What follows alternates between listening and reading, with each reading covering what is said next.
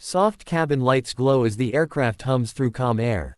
Most passengers doze beneath thin blankets. A faint crackle comes over the intercom. Captain VO. Ladies and gentlemen, this is your captain speaking.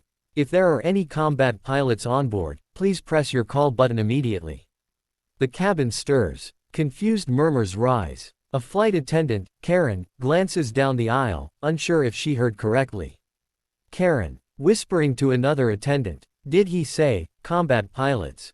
The intercom clicks off. Silence returns, heavy, bewildering. In row 10, Emma Larson, mid-30s, in a gray hoodie and noise-canceling headphones, sleeps with her head against the window.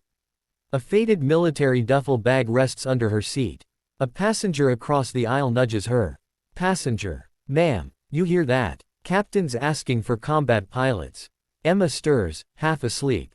Emma. Combat, what? The announcement repeats, slightly more urgent this time. Captain VO. If there are any trained combat pilots on board, please press your call button. It's an emergency. Her eyes snap open. The fatigue fades instantly. The passenger beside her, a teenager, looks terrified. Teen. Are we in trouble? Emma removes her headphones, scans the cabin. No one moves. No buttons light up. She hesitates, then exhales, presses her call button. Karen hurries down the aisle, whispering to her earpiece, then kneels beside Emma. Karen. Are you a pilot, ma'am? Emma. Former. U.S. Air Force. F-16s, mostly. Why? Karen's eyes widen. Karen. Please come with me. Emma grabs her duffel, follows.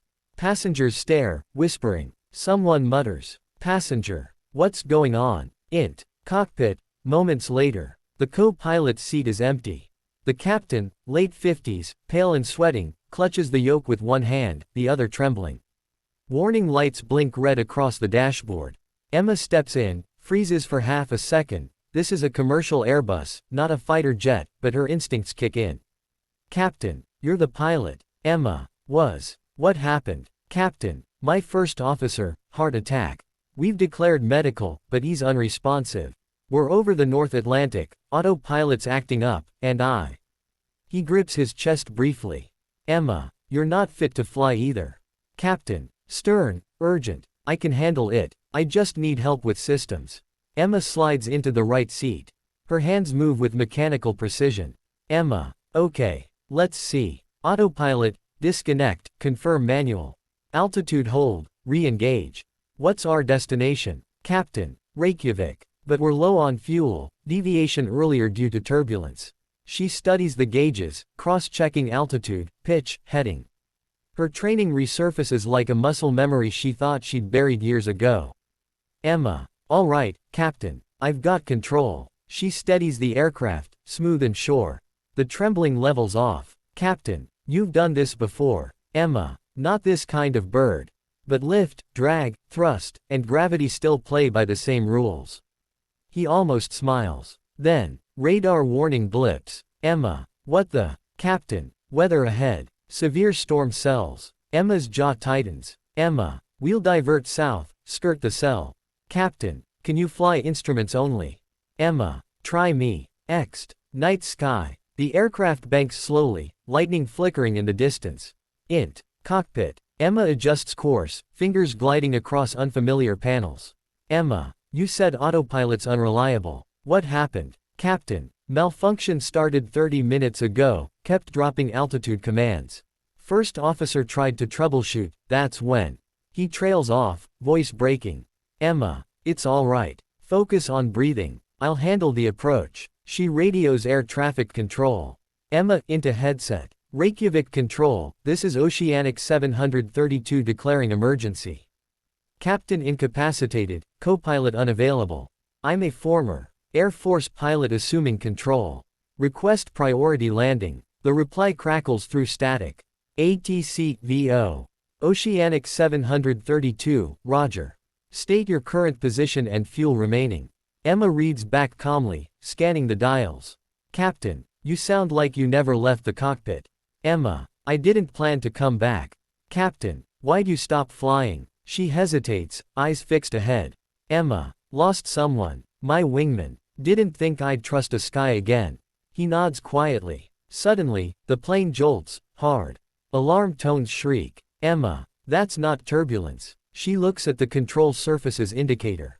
One spoiler's stuck open. Emma. We've got asymmetric drag on the right wing. Captain. Can you compensate manually? Emma. We'll find out. She applies opposite rudder, trims nose up, grits her teeth. Passengers feel the shift, gasps ripple through the cabin. A baby cries. A man clutches his armrest. Karen's voice comes over the intercom, calm but trembling. Karen, VO. Ladies and gentlemen, please remain seated and keep your seatbelts fastened. We are experiencing some technical issues, but the situation is under control. Int. Cockpit. The captain watches Emma fight the aircraft. Sweat beads her forehead. Captain, you don't have to do this alone.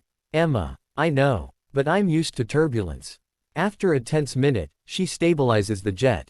Emma. Spoilers jammed, but we're holding steady. Let's get everyone home. She glances out the window, faint lights appear far below, shimmering through clouds. Emma, into radio. Reykjavik Tower, Oceanic 732 on approach, emergency priority. ATC, VO. Runway 22 clear. Wind 280 at 15 knots. You are cleared to land. Emma tightens her harness. Captain, you sure about this? Emma. Not really. But that's never stopped me. She guides the plane down through turbulence, the altimeter winding fast.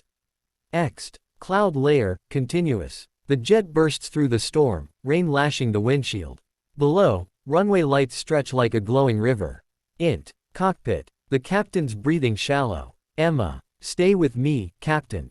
We're almost there. She lowers flaps, gear down. The controls fight her, shaking violently. Emma. Come on, baby, hold together. The runway grows closer, too fast. Captain. Speeds high. Emma. I see it. Deploying air brakes manually. The handle jams halfway. Emma. Damn it. She yanks again, metal creaks, and finally releases. The plane slows. Emma. Flare, now. She eases back. The aircraft kisses the runway hard, bounces once, then settles with a screech of tires and plumes of smoke. Applause and sobs fill the cabin. Int. Cockpit. Moments later. They taxi to a halt. Emergency crews race alongside. Emma exhales, trembling for the first time. Captain, you just saved 200 lives. She looks out the window, rain streaking down, dawnlight breaking faintly on the horizon. Emma. Guess I trusted the sky again after all. Paramedics rush in. They lift the unconscious co-pilot, check the captain. Emma steps aside, suddenly small in the narrow space. Karen peers in, tear-streaked, eyes wide with awe. Karen. You're the one from row 10, right? Emma gives a half smile. Emma. Was trying to get some sleep. Karen. Well, I think you've earned some now. Ext. Tarmac. Dawn. Emma walks down the mobile stairs, wind whipping her hair. The smell of jet fuel and wet asphalt fills the air. Fire trucks idle nearby, their lights flashing red in the mist. She stops, looks back at the massive plane, its engines whirring to silence. A paramedic jogs up, clipboard in hand. Paramedic. Ma'am, name for the report. She hesitates. Emma Larson. Captain Emma Larson, retired. He nods, scribbles, moves on. She turns back toward the sunrise. A faint smile. Her phone buzzes in her pocket, a message from her sister. Text. Message on screen. Still afraid of flying. Emma stares at it, chuckles softly, then types back. Emma texting. Not anymore. She pockets the phone, shoulders her bag, and walks toward the terminal as the first sunlight breaks over the horizon.